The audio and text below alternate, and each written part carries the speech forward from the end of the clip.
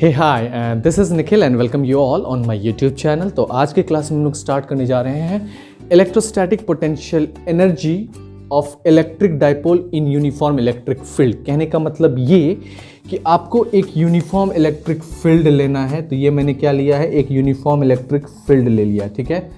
तो ये एक यूनिफॉर्म इलेक्ट्रिक फील्ड है और इस यूनिफॉर्म इलेक्ट्रिक फील्ड में आपने एक डाइपोल लिख दिया -q और +q, जो कि सेपरेटेड है डिस्टेंस 2a से। तो अब जो है, जब एक डाइपोल को एक यूनिफॉर्म इलेक्ट्रिक फील्ड में रखोगे तो क्या होगा, टॉर्क डेवलप होता, मतलब एक रोटेशन डेवलप होगा इस एक्सिस पे, इस तरह से रोटेट करेगा वो, ठीक है। तो ये डाइपोल जो है यूनिफॉर्म इलेक्ट्रिक फील्ड में आते ही क्या करेगा, ये रोटेट करेगा और उसी रोटेशन को क्या कहते हैं, टॉर्क कहते हैं, ठीक है। तो अब ये टॉर्क जो होगा, अब क्या क्या मैंने इस डाइपोल की तरह रखा है। अब यहाँ से एक क्या है, इधर से एक लाइन इधर ड्रॉ कर दो और इधर से एक परपेंडिकुलर ड्रॉ कर दो, ठीक है। तो यहाँ पे क्या हो गया, ये एक परपेंडिकुलर हो गया। अब ये एंगल क्या है आपका, थीटा है, ठीक है। तो साइन थीटा का वैल्यू कितना होता है आपका, तो साइन थीटा का वैल्यू हो जाता है, थीटा का वैल्यू क्या हो जाएगा, अगर इसको मान लो a मान लिया, इसको b मान लिया और इसको c मान लिया, तो क्या हो जाएगा, ये थीटा AC साइन थीटा का वैल्यू क्या होगा, p/h, मतलब BC/h, और h कितना है, 2a है। तो इसलिए BC का वैल्यू कितना हो जाएगा, 2a sine theta, 2a sine theta. तो ये जो वैल्यू है BC का, इसका वैल्यू कितना है, 2a साइन थीटा, ठीक है। उस तरह से जो cos थीटा है उसका वैल्यू क्या होता है, तो cos थीटा का वैल्यू हो जाएगा आपका AC/AB, मतलब बेस बाय हाइपोटेन्यूज। तो यहाँ पे बेस कितना है, तो बेस तो AC है और हाइपोटेन्यूज कितना है, तो AB है, उसी को क्या कहते हैं, 2a कहते हैं। तो इसलिए AC का इक्वल टू क्या हो गया, 2a cos थीटा। तो इसलिए जो AC का वैल्यू है वो क्या हो गया आपका, 2a cos थीटा, ठीक है। तो यहां पे क्या है कि अब यहां पे जब एक इलेक्ट्रिक डाइपोल को आप यूनिफॉर्म इलेक्ट्रिक फील्ड में लाते हो तो क्या होता है, टॉर्क एक्सपीरियंस करता है। वो क्या करता है, टॉर्क एक्सपीरियंस करता है और वो घूमता है कुछ angle, suppose that d theta से इस तरह से घूमेगा वो, ठीक है। तो यहां पे क्या है, डाइपोल जो है एक्सपीरियंस करेगा क्या, टॉर्क, जब भी वो यूनिफॉर्म इलेक्ट्रिक फील्ड में होगा। तो जब भी ये टॉर्क घूमेगा, मतलब जो फोर्स लगता है, इस पे क्या लगता है आपको, एक फोर्स लगता है। तो फोर्स एक लगेगा इधर की ओर, ठीक है, और एक इधर की ओर, तब तो ये डाइपोल घूमेगा। तो ये F जो है, ये +q चार्ज पे +QE लगेगा और ये माइनस चार्ज पे फोर्स लगेगा -QE। तो ये फोर्स लगेगा इक्वल टू -QE। तो एक फोर्स उधर, एक फोर्स इधर, तो इसलिए ये फोर्स इस तरह से घूमेगा डाइपोल। तो यहाँ पे क्या डेवलप होगा, टॉर्क डेवलप होगा, ये एंगल d थीटा तक मूव करेगा, ठीक है। तो जो यहाँ पे आपका टॉर्क डेवलप हुआ, मतलब क्या हुआ, वर्क डन हुआ, क्या हुआ यहाँ पे, वर्क डन हुआ, वर्क डन हुआ। तो क्या हुआ, वर्क डन हुआ तो क्या हुआ, एक मतलब ये टॉर्क जो है, मतलब एक फोर्स लगा, क्या लगा इस पे, एक फोर्स लगा, ठीक है। टॉर्क लगा मतलब फोर्स लगा, एक उधर टॉर्क, और ये घुमा किस एंगल पे, डी थीटा एंगल पे, ठीक है। तो अभी स्मॉल वर्क डन लिख लो तो DW, इसलिए डी थीटा स्मॉल एंगल ले लिया, ठीक है।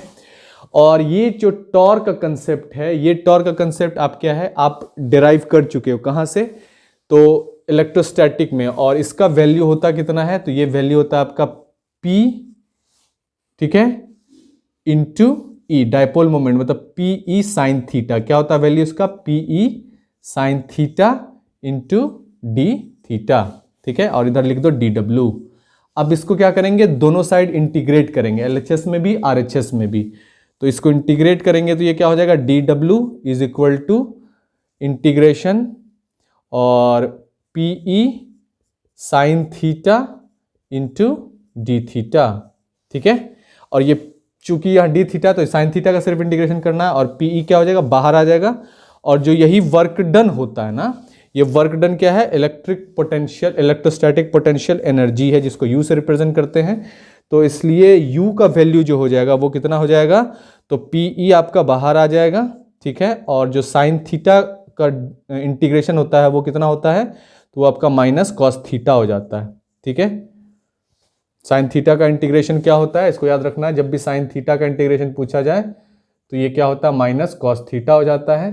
तो इसलिए आपका जो है साइन थीटा का इंटीग्रेशन -cos थीटा लिख देंगे और यहाँ इलेक्ट्रोस्टैटिक पोटेंशियल एनर्जी होगा -PE cos थीटा, ठीक है। यही आपका क्या, टॉर्क। तो ये टॉर्क जो है डेवलप हुआ किसमें, तो यहाँ पे याद रखना क्या है, जब थीटा का वैल्यू आपका क्या है, अब देखिए जब थीटा का वैल्यू क्या है, थीटा का वैल्यू जब 90 डिग्री होगा, मतलब 90 डिग्री, तो cos 90 डिग्री का वैल्यू कितना हो जाता है आपका, 0 हो जाता है। अब यहाँ पे 0 हो जाएगा तो सारा u भी क्या हो जाएगा, आपका इलेक्ट्रिक पोटेंशियल एनर्जी भी क्या हो जाएगा, 0 हो जाएगा। तो इसलिए electrostatic potential energy of electric dipole और यूनिफॉर्म इलेक्ट्रिक फील्ड का फॉर्मूला आता है -PE cos थीटा। इसमें क्या करना था, तो एक यूनिफॉर्म इलेक्ट्रिक फील्ड में एक इलेक्ट्रिक डायपोल को लाया, तो उस इलेक्ट्रिक डायपोल में क्या होगा, एक टॉर्क लगेगा। टॉर्क लगने का मतलब कि एक फोर्स इधर लगेगा, एक फोर्स इधर लगेगा, उस फोर्स के कारण होगा ये टॉर्क घूमेगा। तो अभी हम लोग क्या करते हैं, उस रोटेशन को डी थीटा मान लेते हैं।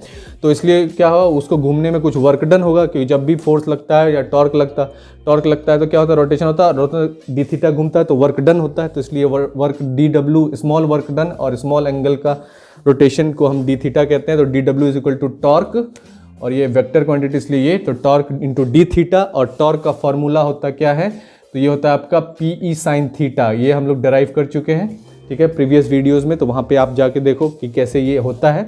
ये जिसमें P जो है क्या है, वो आपका इलेक्ट्रिक डायपोल मोमेंट होता है और E आपका इलेक्ट्रिक फील्ड होता है, ठीक है। चूँकि टॉर्क क्या होता है, P क्रॉस प्रोडक्ट होता है। टॉर्क जो होता है P क्रॉस E होता है, और क्रॉस प्रोडक्ट में हमेशा वैल्यू जो होता है वो साइन थीटा में टूटता है, और जब डॉट प्रोडक्ट होता है तो उसको वो वैल्यू होता है किसमें, तो वो वैल्यू टूटता है कॉस थीटा में। तो यहाँ पे चूंकि क्रॉस प्रोडक्ट होता है इसलिए PE साइन थीटा होता है, और ये डी थीटा अब जो है इसका करना इंटीग्रेशन। तो DW का इंटीग्रेशन जो है वो क्या हो जाता है, इलेक्ट्रोस्टैटिक पोटेंशियल एनर्जी, क्योंकि work done is equal to electrostatic potential energy, और इसका वैल्यू होता है ये PE को बाहर लेके आएंगे तो ये हो जाएगा sign theta into d theta, और साइन थीटा का इंटीग्रेशन होता है माइनस कॉस थीटा। तो इसलिए ये वैल्यू क्या हो गया, u is equal to -PE cos theta. अब थीटा का वैल्यू अगर 90 डिग्री है तो cos 90 डिग्री का वैल्यू 0 हो जाएगा, और इस जगह पे अगर 0 पुट करोगे तो ये u का वैल्यू क्या हो जाएगा, 0 हो जाएगा। तो यही है क्या आपका कि electrostatic potential energy of electric dipole in uniform electric field. तो electrostatic potential energy electric dipole का यूनिफॉर्म इलेक्ट्रिक फील्ड में ये होता है, इसको आप दिमाग में सेट कर लो। तो this is all about the today's class in which we have studied about the electrostatic potential energy due to electric dipole in uniform electric field. So thank you so much. See you in the next class and all the very best for your exam. And please do like and subscribe the channel so that you can get regular updates on your YouTube channel. Thank you so much. See you in the next class. Bye-bye.